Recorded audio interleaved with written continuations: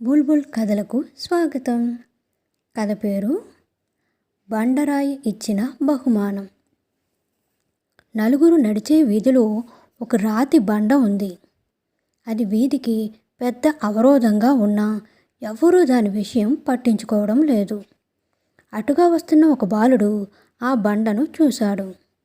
వీధికి అది ఏ విధంగా అడ్డంగా ఉన్నదో గ్రహించి అనేక మందిని కలిసి ఆ బండను తొలగించమని చెప్తాడు. కానీ ఎవరూ అతని మాట వినలేదు.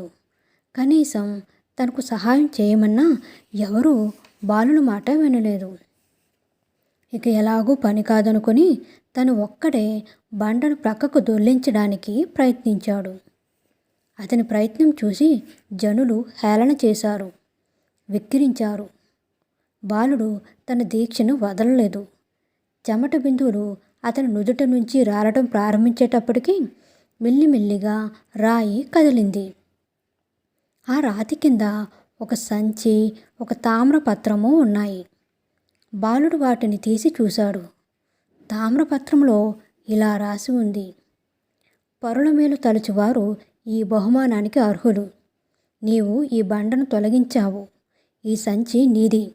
ఈ సంచిలో 1000 వరహాలు ఉన్నాయి, తీసుకో. వరహాల మూటని అందుకున్న బాలుడు పరిగెత్తిపోయి తన తల్లిదండ్రులకు ఇచ్చాడు. వారు పేదరికం తొలగిపోయి సుఖంగా జీవించారు. కథ నచ్చినట్లయితే లైక్ చేయండి, షేర్ చేయండి, సబ్స్క్రైబ్ చేయండి. Thank you so much.